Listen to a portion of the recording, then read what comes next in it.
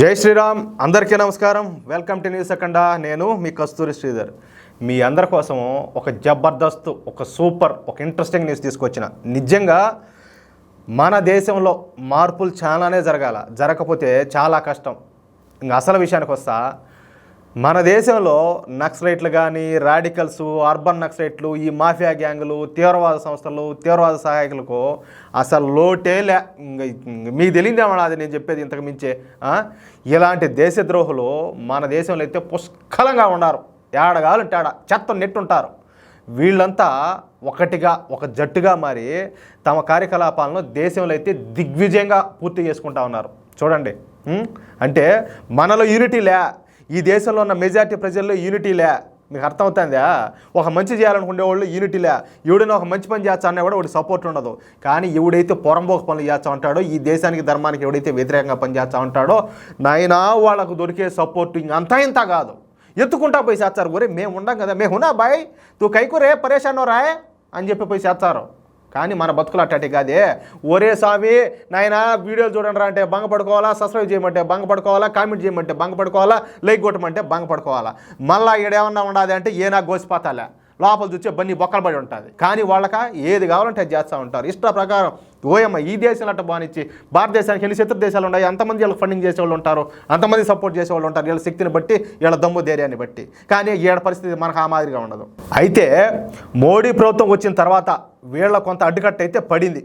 వీళ్లకు అందేటటువంటి ఫండింగ్ను మోడీ ప్రభుత్వం ఎక్కడికక్కడ బ్లాక్ చేస్తూ వస్తుంది. ఏది, ఈ బయట నుంచి ఫండింగ్ రాకుండా ఏడాడైతే అడ్డుకట్లు వేసుకుంటూ వస్తున్నారు. అయినప్పటికీ కూడా చాలా వరకు మన దేశంలో దేశ వ్యతిరేక కార్యకలాపాలు జరుగుతూనే ఉన్నాయి. ఎంతమంది మనకు అంతర్గత శత్రువులు, బయట శత్రువులతో పాటు మనకు ఎంతమంది అంతర్గత శత్రువులు ఉన్నారు. అయితే వీటిని కనిపెట్టాలంటే అందుకు ఇంటెలిజెన్స్ అవసరం. ఇంటెలిజెన్స్ సంస్థలకు ఇన్ఫార్మర్లు అవసరం ఉంటుంది. మన సినిమాల్లో కూడా చూస్తూ ఉంటాం కదా, అదిగో కూడా ఇట్ట వచ్చాడు, వీడు ఇట్ట పోతాడు, అదిగో కూడా వచ్చాడని చెప్పి చాలా సినిమాలు చూపిస్తూ ఉంటారు ఈ ఇన్ఫార్మర్లకు సంబంధించి. అలాంటి సినిమాలు చూడడానికి కూడా భలే ఇంట్రెస్టింగ్గా ఉంటాయి. అట్లా ఆ ఇన్ఫార్మర్లు అవసరం ఉంటుంది. ఈ ఇన్ఫార్మర్లో ఎంత ఎక్కువ మంది ఉంటే మన కేంద్ర ఏజెన్సీలకు అంత ఎక్కువగా ఇన్ఫర్మేషన్ దొరుకుతుంది ఈ జఫాగాళ్ళ గురించి. ఏది, మన దేశ అంతర్గత శత్రువులు ఉన్నారు కదా, ఈ దేశ వ్యతిరేక శక్తులు, ఇంతకుముందుగా నేను చెప్పిన వాళ్ళంతా వాళ్ళ గురించి. ఉదాహరణకు ఇప్పుడు మన దేశంలో సెంట్రల్ ఆర్మీడ్ పోలీస్ ఫోర్సెస్ అంటే వీళ్ళను సిఏపిఎఫ్ అంటారు. అలాగే Assam rifles, the national security guards, వీళ్ళని ఎన్ఎస్జీ అంటారనమాట. ఎన్ఎస్జీ కమాండో అంటే మీకు తెలుసు కదా, ఈ బ్లాక్ డ్రెస్లో ఉంటారు వాళ్ళు. అలాగే ద ఇంటెలిజెన్స్ బ్యూరో, వీళ్ళని ఐబీ అంటారు. అలాగే ద నేషనల్ ఇన్వెస్టిగేషన్ ఏజెన్సీ, వీళ్ళను ఎన్ఐఏ అంటారు. అలాగే the national police academy, NPA అంటారు. వీళ్లకు సంబంధించిన బలగాలు మన దేశంలోని వివిధ ప్రాంతాలలో, అంటే ఈ నక్సలైట్లు, తీవ్రవాదులు వీళ్ళంతా ఉండే ప్రాంతాల్లో వీళ్ళంతా కూడా డ్యూటీలు చేస్తూ ఉంటారు. ఏది, వాళ్ళని మట్టు పెట్టడానికి అవసరం.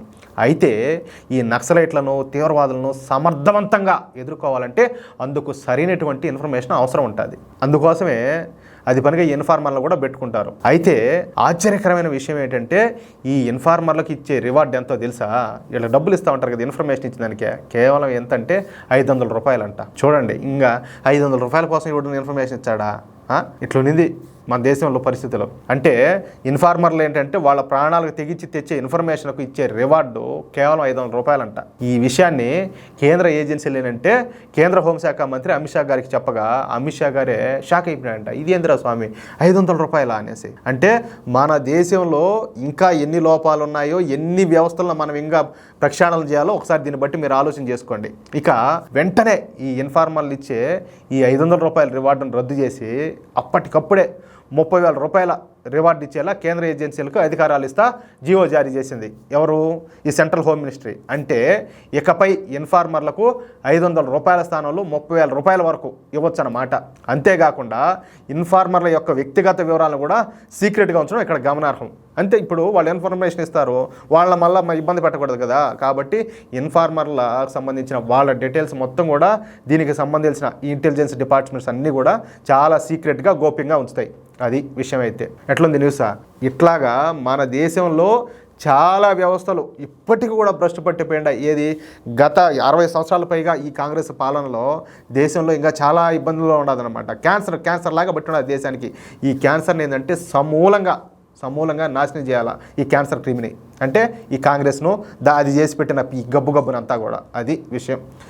ఈ వీడియోపై మీ యొక్క అమూల్యమైన అభిప్రాయాలను దయచేసి ప్రతి ఒక్కరు కూడా కామెంట్ రూపంలో తెలియజేయాలని కోరుకుంటూ, అలాగే ఈ వీడియో నచ్చితే దయచేసి ప్రతి ఒక్కరూ మన వీడియోని లైక్ చేయడంతో పాటు, అలాగే ఈ ఇన్ఫర్మేషన్ వీలైనంత మంది జాతీయవాద మిత్రులకు, అలాగే జాతీయవాద గ్రూపుల్లోనూ ప్రతి ఒక్కరికి షేర్ చేసే ప్రయత్నం మీరు అందరూ చేస్తారని చెప్పి నేను ఆశిస్తూ, అలాగే ఇంతవరకు ఎవరైనా మన ఛానల్ సబ్స్క్రైబ్ చేసుకోకపోతే ప్రతి ఒక్కరూ దయచేసి మీకు పుణ్యం ఉంటుంది, ప్రతి ఒక్కరు కూడా మన ఛానల్ సబ్స్క్రైబ్ చేసుకోండి. అలాగే మనం అందించే ప్రతి ఇంట్రెస్టింగ్ న్యూస్ను పొందడం కోసం నోటిఫికేషన్ సింబల్ను దయచేసి తప్పకుండా ఆన్లో ఉంచుకోండి. ప్లీజ్. జై శ్రీరామ్.